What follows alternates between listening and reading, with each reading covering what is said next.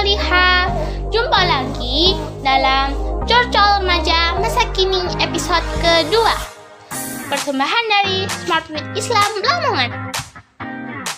Teman, kali ini aku mau curcolin tentang makan-memakan. Ih, serem. Apaan sih? Gini nih, aku dan kamu pastinya gak bisa hidup tanpa makan dan minum.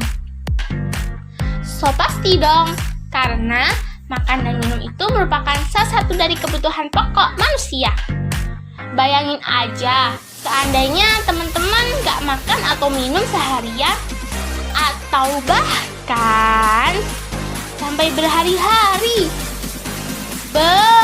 Lapar banget tuh. Terus bisa sakit dan bisa berujung pada kematian. Innalillah. Berarti emang makanan minum itu harus dipenuhi.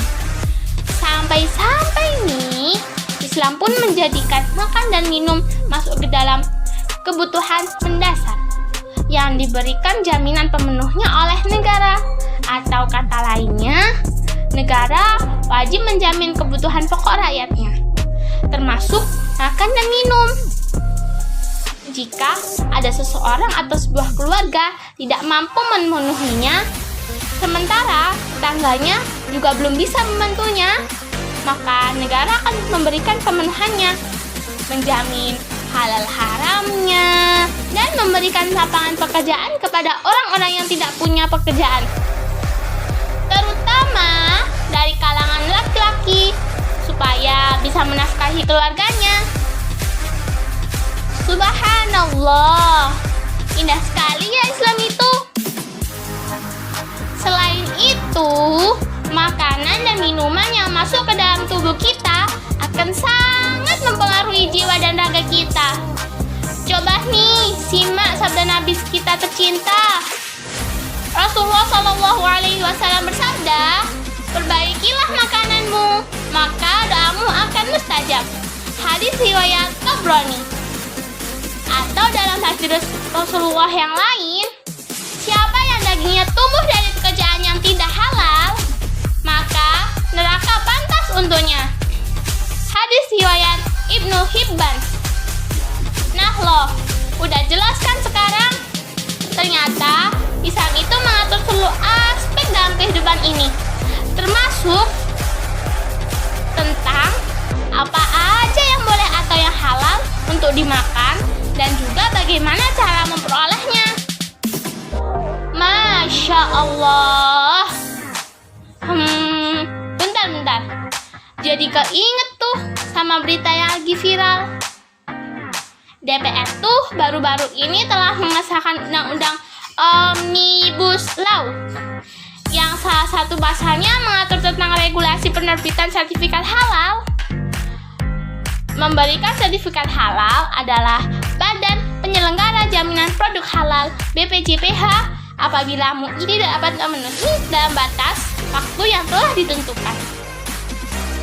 Wah, bakal berabe nih. Karena ini masalah halal dan haramnya makanan atau minuman yang kita harus berhati-hati banget. Sehingga kalau asal-asalan dalam masalah halal dan haram, tentu akan sangat merugikan jutaan umat Islam. Astagfirullah. Harusnya tuh ada jaminan produk halal dari negara. Negara harusnya menunjukkan pihak yang kompeten. Misalnya seperti Majelis Ulama Indonesia atau disebut dengan MUI, supaya tidak terjadi pelanggaran syariat Allah. Bukannya malah diserahkan kepada pihak yang belum jelas kompetensinya. Gara-gara ingin mempermudah dunia bisnis, mendapatkan sertifikat halal sehingga bisnisnya bisa berkembang baik oleh UMKM maupun investor yang lebih gede, baik dalam negeri maupun dari luar negeri. Nah, uzubillah, ini mah termasuk sebuah bentuk kezaliman yang harus diluruskan. Paling tidak teman-teman ikut peduli dan harus paham tentang pentingnya perlindungan terhadap produk-produk halal bagi kaum muslimin. Dan itu menjadi kewajiban negara. Gak bisa dong kalau itu hanya dilakukan oleh individu atau masyarakat. Apalagi kita. Yuk kita banyakin belajar dan belajar Islam terus, supaya makin solihah dan makin taat kepada Allah.